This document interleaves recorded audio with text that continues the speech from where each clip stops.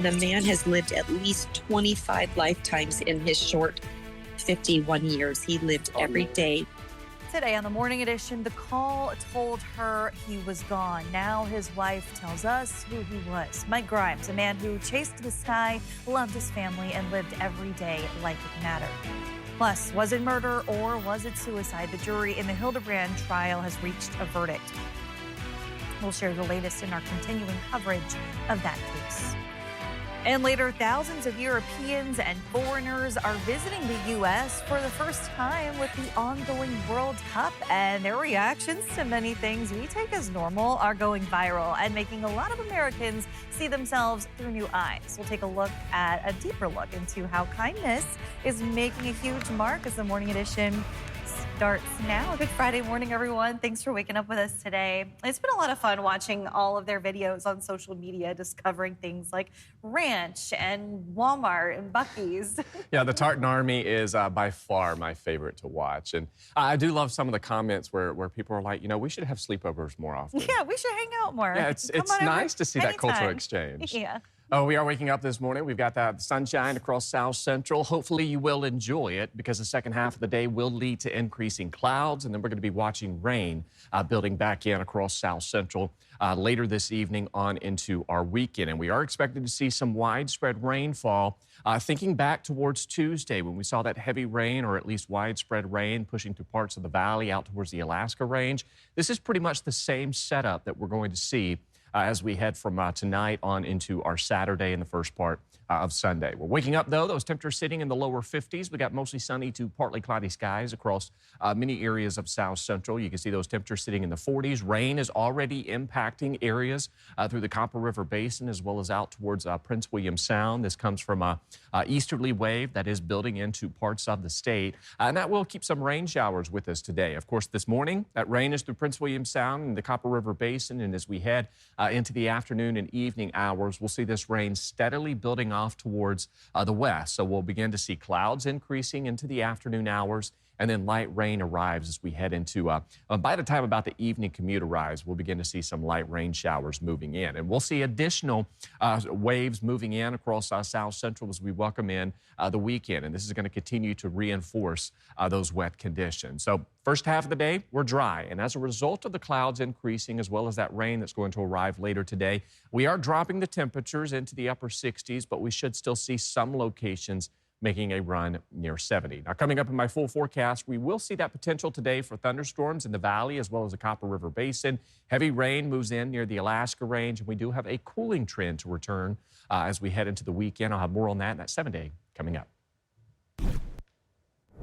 A deadly plane crash southeast of Cordova took the life of Mike Grimes just days before his 30th wedding anniversary. His family came to Alaska this week, and while there is nothing that will mend the pain, bringing him home provides some solace. Joe Allgood spoke with his wife about the life he leaves behind. For a pilot's family, there's one call you never want to get. Last week, Amber Grimes got that call. My legs gave out and I dropped to the ground, and it took probably 30 minutes to kind of pull myself together. Days before their 30th anniversary, officials told Amber that her husband, Mike Grimes, was found dead among the wreckage of his plane southeast of Cordova. For Mike, he died doing something he had always dreamed of. From the time he was about 6, 7, 8 years old, used to jump off of very high objects, bunk beds, tops of low roofs, and he would just believe that if he had enough faith, that he would fly. A skill that formed memories with his 2 daughters and their family. We would hop on the plane and take a family trip for the weekend and go to an event. He would fly friends and family out for lunch and joke that we were going out for a $100 hamburger because the price of fuel. But beyond that, outside of loving to fly and his love for the Lord and just spreading the gospel, he really enjoyed hunting. Amber says if you met him, you wouldn't leave without a smile. It didn't matter how mad he made you or how sad you were or how bad a situation would be. He would just laugh it off with complete peace and joy that everything would be okay. And it was a laugh that made everybody else in the room laugh. No longer soaring across the sky, but his memory still flying high. He was just a person that lived life to the absolute fullest without ever having any regrets. Joe Allgood, Alaska's news source. The Grimes family is raising funds online to help pay for the cost of returning Mike's remains. You can find that in this article on our website. At the state capitol, the state budget is signed and lawmakers are reacting to what was cut. Many were glad to see nearly $300 million one-time K-12 education money was mostly left untouched. But Governor Dunleavy did veto money for early intervention and infant learning, Head Start grants, and other early learning programs. Also in vetoes that totaled almost $90 million was money for teacher retention and recruitment programs, as well as career and technical education resources. The base student allocation stayed $6,660. The budget was signed Wednesday, including a $1,000 PFD and $200 energy relief rebate, which will come as a one-time payment. And the state's operating budget is $13 billion. A fast-moving court case could shape what Alaska voters see on their primary ballots. At issue is Dan J. Sullivan of Petersburg, who shares a name with Alaska's sitting U.S. Senator. The state says he should not be on the ballot. He says he should. Political reporter Will Courtney is in Petersburg. Will Dan J. Sullivan be on the ballot? It's a question that a lot of people here in Petersburg think yes, they do want him to be on the ballot, but ultimately it's before an Alaska Superior Court right now. And that decision could come sooner rather than later, as early as Friday, according to that Superior Court judge. We got to listen to some of those oral arguments. Let's take a listen to what they have to say. And again, I have to emphasize, this is not a conclusion that the division came to lightly. This is not a conclusion that the division expects the court to take lightly. It recognizes that this is a very this is unusual, unprecedented circumstance. Sullivan, Dan J. And if Dan A. Sullivan were to run in this election, I assume that Dan A. Sullivan, as a Republican, Dan A. Sullivan would be listed on the ballot in a similar manner. And it's that simple. I did go to Dan J. Sullivan's house and asked him if he wanted to chat about his candidacy. He ultimately said he did not want to talk to Alaska's news source, that our outreach attempts were aggressive, and then with this trial going on, it could potentially jeopardize his standing in it as well. He did say after it ends that he will personally reach out to me. Will Courtney, Alaska's news source. For now, Alaska's primary ballot remains unset with a printing deadline just days away. We have a full breakdown of the legal arguments, the ballot deadline, and what both sides are saying on our website and app. An update to the officer-involved shooting at the Diamond Center Walmart. The suspect that had been detained by store employees before officers' arrival struggled with the officers when they arrived and gunfire broke out. APD has identified the other officers involved as Tayoon and Ambern and announced a second arrest, Kathleen Lowe, but have not released details about her role in the case. Chief Sean Case says employees had already detained 33-year-old DeAndre Robertson before officers arrived. Investigators say Robertson tried to run, struggled with 3 officers, then pulled a concealed handgun and fired. Officer Ambern was shot twice in the lower body. Ambern was released from the hospital Saturday. When I first saw Officer Ambern, the first things that he said to me is, he says, "Don't worry, Chief, I'm not going anywhere." And what he meant by that is he's not quitting. He's going to recover from this, and he's going to come back. The Alaska Office of Special Prosecutions is expected to review whether the use of force was justified. In the matter of the state of Alaska versus Zarius Hildabrand, we, the jury, find the defendant Zarius Hildabrand not guilty of murder in the first degree as charged in count 1.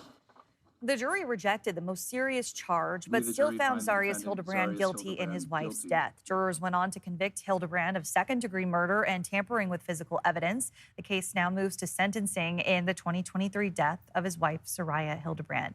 Michaela Clark has a look back at 10 days of testimony.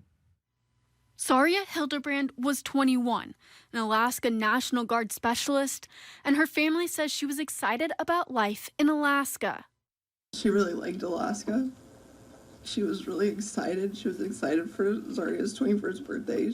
Prosecutors say that birthday celebration ended with Zarius Hildabrand shooting Soraya inside their Anchorage apartment. They argued she had just found screenshots of sexual messages between Hildabrand and another person. This is the motive. This is the the thing that happened just moments before the fatal gunshot. The state says Hildabrand never called 911, but cleaned the apartment, moved Saria's body, dumped it in a storm drain, reported her missing, and joined the search. The defense says Saria shot herself and Hildabrand panicked. This case is a tragedy. It is heartbreaking, but it's not murder. Jurors also heard about a bloody mattress, cleaning supplies, phone records, and Hildabrand's own testimony. She was like partially covered. I went to uncover her, and essentially the first thing I saw was the gunshot wound to my wife's head. Thursday, jurors found Hildabrand guilty of second-degree murder and tampering with physical evidence. We, the jury, find the defendant Zarius Hildabrand guilty of murder in the second degree as charged in count 2. We, the jury, find the defendant Zarius Hildabrand guilty of tampering with physical evidence as charged in count 3. Hildabrand is set to be sentenced October 23rd. Michaela Clark, Alaska's news source. Still ahead today on the Morning Edition, powerful video from inside an emergency crash landing. Now we bring you the story of how 10 passengers crash landed in the Brooks Range and how all of them walked away. We do have some widespread rain set to make a return to South Central as we welcome in the weekend. I'll have more on that, but first at sunrise, 4:23 in Anchorage, 5:15 in Bethel. Your full forecast is next.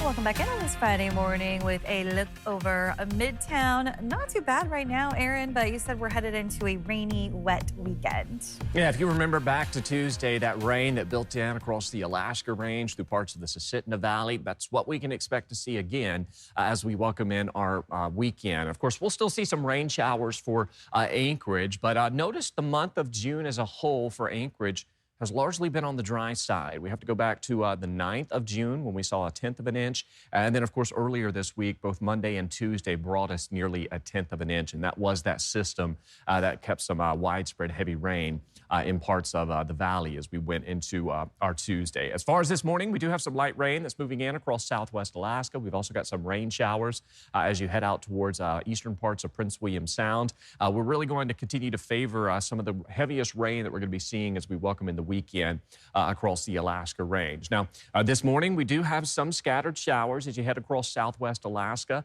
We'll also be watching some thunderstorm development later today through parts of southwest. But of course, one thing we're going to be watching is this rain that's going to continue to build in across South Central. The rain this morning through Prince William Sound, the Copper River Basin, that will steadily build east as we head throughout the day, and we'll see some light rain showers arriving by evening for Anchorage and surrounding locations. Areas shaded within this yellow, this is where we're going to be watching for some heavy rain this weekend. Notice it's just north of Anchorage. We'll still see some rain here in Anchorage, but going to be on the lighter side compared to what we're going to see as you head farther north towards the Alaska Range. So that rain that's currently with us out east as you head through Prince William Sound and the Copper River Basin, that will spread west as we head throughout the day. We'll largely stay dry through a good portion of our Friday.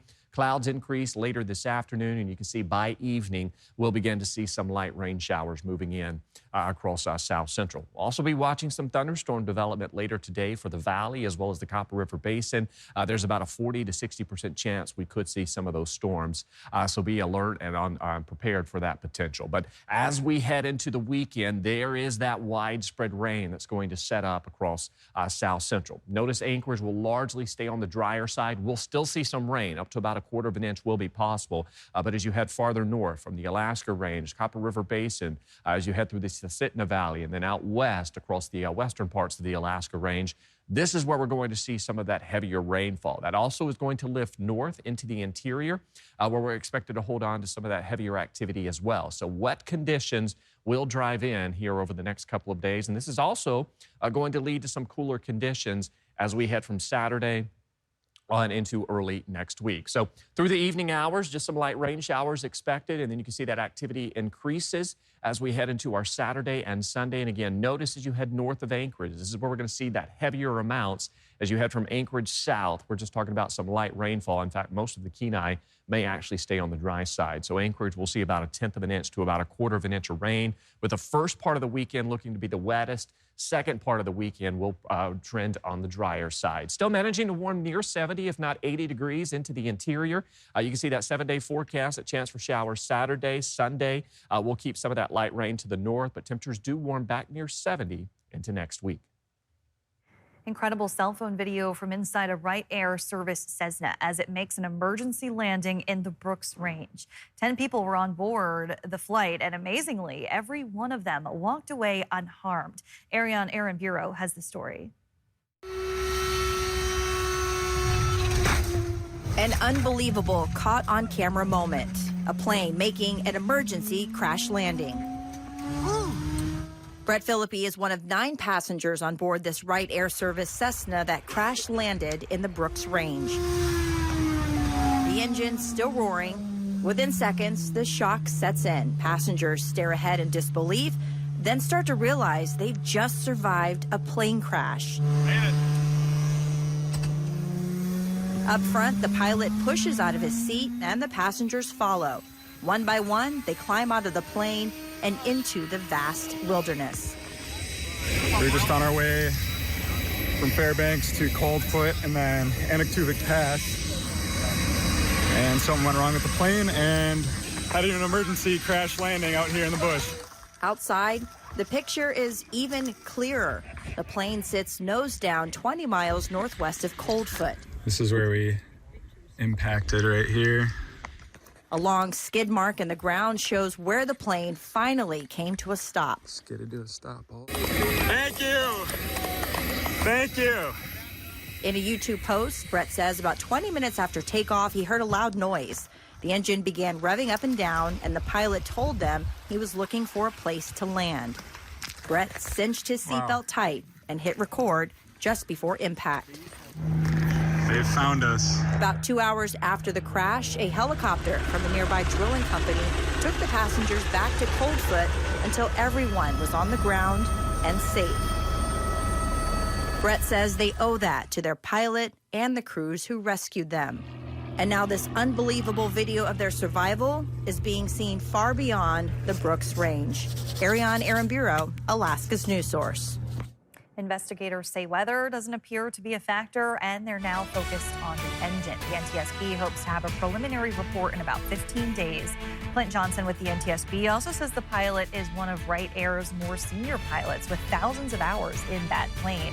If you want to watch Brett's nearly 8-minute video, we posted it on our website. Thanks for listening to our podcast. Click subscribe so you can get the latest podcasts from Alaska's news source automatically. And stay up to date with breaking news and in-depth reporting. Available for free 24/7 with the Alaska's news source app.